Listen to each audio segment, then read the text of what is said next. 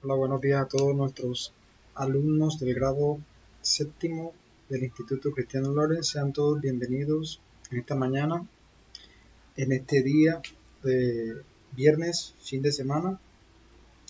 Y le damos la bienvenida a todos, muchachos. Sean todos realmente bienvenidos. Que el Eterno los bendiga en este día. Y vamos a seguir hoy con la temática que estamos desarrollando, ¿verdad? Que tiene que ver con la respiración en organismos. Hoy vamos a hablar sobre la respiración en organismos multicelulares y pluricelulares. La vez pasada hablamos sobre microorganismos unicelulares, pero nos faltó definir realmente cómo era la respiración en ellos. Entonces, antes de entrar a los multicelulares y pluricelulares, vamos a definir la respiración en los unicelulares. ¿Ya? Entonces vamos a empezar acá. Entonces vamos a hablar sobre el intercambio gaseoso en organismos multicelulares y pluricelulares. Pero antes vamos a definir la definición de la respiración en organismos unicelulares que habíamos empezado en las clases pasadas. Entonces básicamente los organismos unicelulares de vida libre, ya sean procariotas o eucarióticas, este intercambio se lleva a cabo por difusión simple a través de las membranas celulares. Entonces los gases se difunden fácilmente a través de cualquier membrana viva siempre y cuando se encuentre húmeda. Entonces eso es algo muy importante, ¿verdad? El por qué se requiere que las células realmente estén húmedas, que estas células unicelulares estén húmedas para que haya intercambio gaseoso con el medio. O sea, como estamos hablando de células unicelulares, quiere decir de una sola célula, ¿ya? Entonces, básicamente, ¿ellas qué hacen? Ellas hacen un intercambio gaseoso, ¿verdad? Con el medio a través de sus paredes, ¿ya? Ellas hacen el intercambio gaseoso, ¿ya? Pero se requiere que las células estén húmedas. Entonces, la pregunta sería, bueno, ¿y por qué se requiere que realmente estas células estén húmedas para que se dé el intercambio gaseoso? Y eso les va a quedar de compromiso. ¿Oyeron? Para que lo investiguen para la próxima semana. Entonces vamos a seguir ahora con la respiración en multicelulares y pluricelulares. Entonces, en los multicelulares sabemos que estamos hablando de lo siguiente. En los multicelulares y los pluricelulares son conceptos totalmente distintos, en el sentido de que hay células organismos que están formados por varias células, ¿verdad? Pero no tienen una estructura, no tienen una consistencia a nivel estructural. O sea, de pronto no tienen estructuras vitales para que una célula realmente pueda contener muchas células a la vez, como las pluricelulares. Nosotros somos organismos pluricelulares. Entonces, ¿qué sucede? En los organismos multicelulares están, ¿verdad?, constituidos por varias células, todas del mismo tipo y con algunas diferencias entre ellas, pero no presentan tejidos verdaderos.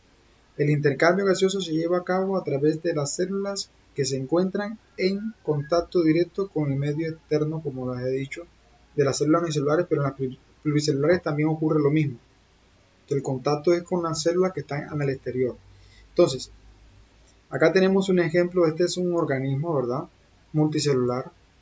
Las células que están en la pared de ese organismo son las que hacen el intercambio gaseoso, ¿ya? Son las células que están pegadas a la pared. Ahora, la célula permite que entre oxígeno, pero que salga CO2 también. Bueno, entonces, el oxígeno que entra a la célula son por las células que están aquí en la entrada, en las paredes del microorganismo. Pero las células que están en el interior hacen el proceso contrario, pero liberando CO2 al medio ambiente. ¿Ya? Entonces eso es lo importante.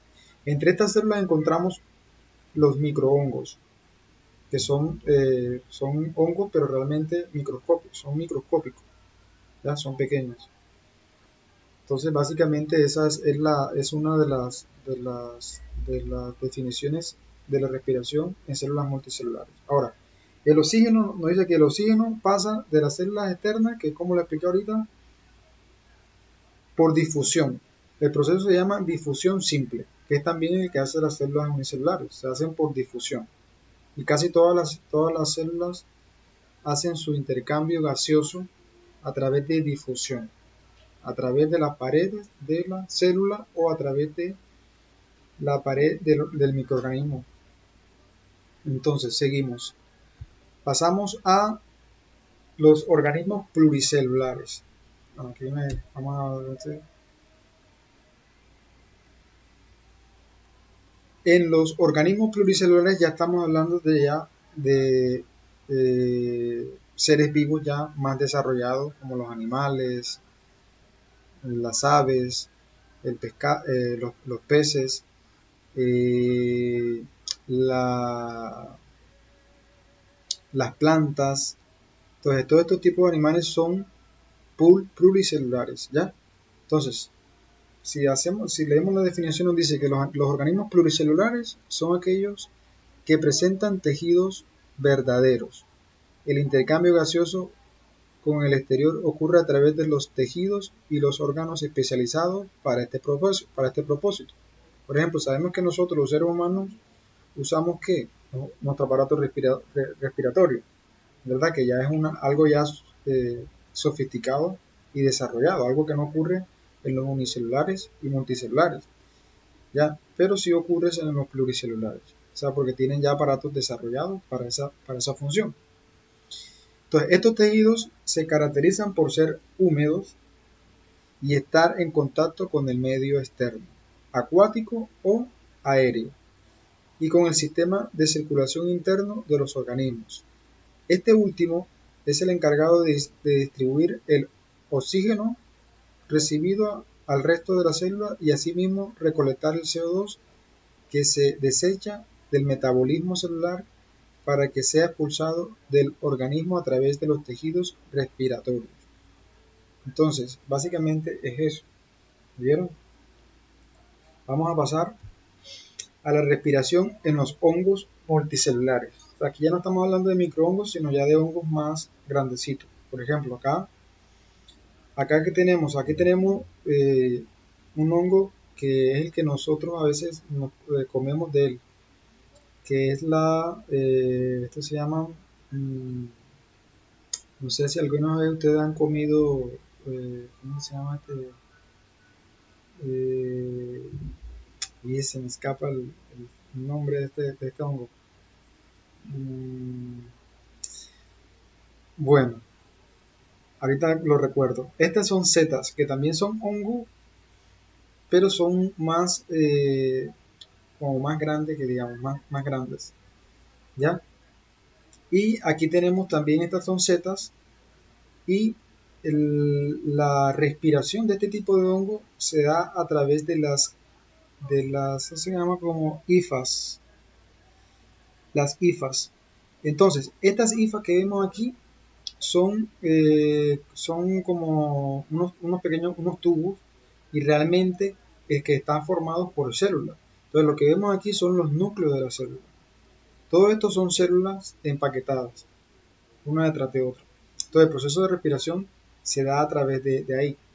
Entonces, cuando se hace referencia a los hongos multicelulares, se habla de los macrohongos, es decir, de los basidionicetos, como las setas, y los champiñones. ¿No lo recordás? Los champiñones. Pero yo sé que de pronto algunos de ustedes han comido champiñones. El champiñón tiene una textura parecida como al pollo o a la carne, algo así, al pollo más que todo, y es muy nutritivo en nuestra dieta. Entonces, este que vemos aquí son champiñones.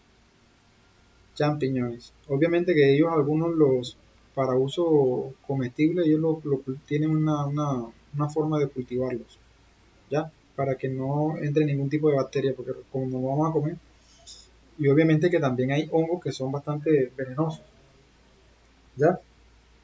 Entonces los champiñones es algo muy importante. Y nos dice que algunas comicetas como las colmenillas y los trufas. Dice, no existen hongos pluricelulares, pues no presentan tejidos verdaderos.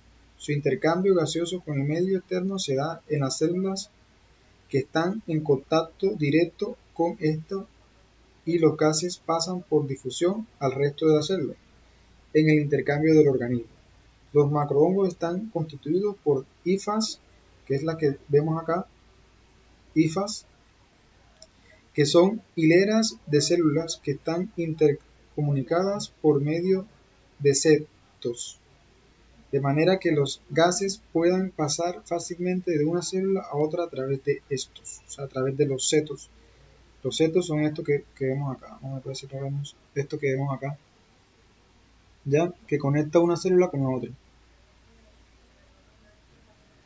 Entonces, seguimos acá. La respiración en las plantas.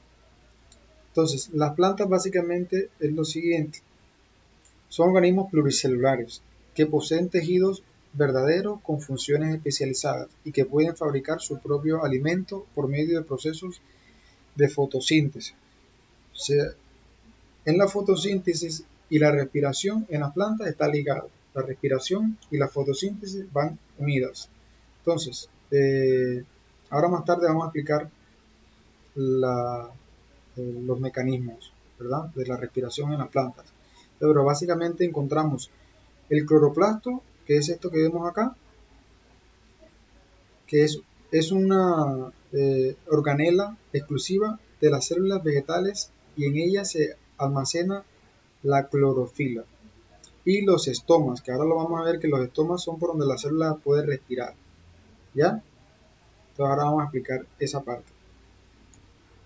Entonces la respiración y la fotosíntesis, como dije, están ligadas. Entonces, las plantas son los productores primarios de alimento del planeta. Todos los demás organismos dependen de ellas para obtener la nutrición a partir de las cuales se extrae la energía necesaria para realizar las funciones vitales. Sabemos que las plantas realmente son muy, pero muy importantes para la vida de nosotros. Entonces las plantas tienen la particularidad que ellas fabrican su propio alimento, pero nos ayudan a nosotros. Y cuando no pueden respirar, que básicamente cuando no pueden hacer la fotosíntesis, ellas se alimentan de su reserva que tienen de glucosa. Entonces eso es muy importante. Ahora vamos a explicar las hojas y la respiración de las plantas. Entonces, básicamente lo siguiente aquí. En las plantas, la fotosíntesis y la respiración son dos procesos que están íntimamente ligados, como lo he dicho. Entonces, tanto el intercambio gaseoso como la fotosíntesis tiene lugar en las hojas. Entonces, en las hojas, básicamente en las hojas que vamos a encontrar el cloroplasto, que es lo que ahorita lo mencioné. En el cloroplasto se va a ver que el intercambio gaseoso para generar azúcares y oxígeno. Gracias a a la mitocondria, porque la mitocondria es el órgano encargado de hacer la respiración en las células.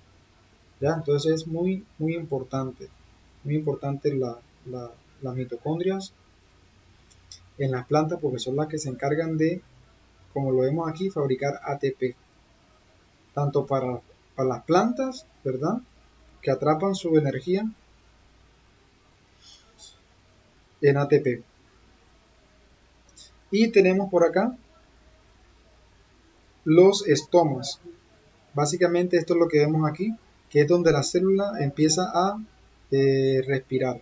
Entonces ella a veces cuando está cerrado, cuando está abierto, y aquí está cerrado. O sea, los estomas realmente se abren y se cierran dependiendo de la cantidad de CO2 que la planta absorbe. Si la planta absorbe mucho CO2, ella viene y cierra sus estomas. Cuando quiere procesar, abre el estómago y recibe el CO2. ¿Ya? Entonces esto es algo muy, pero muy importante. Y por último, sabemos que cuando las plantas, por las noches, las plantas hacen un trabajo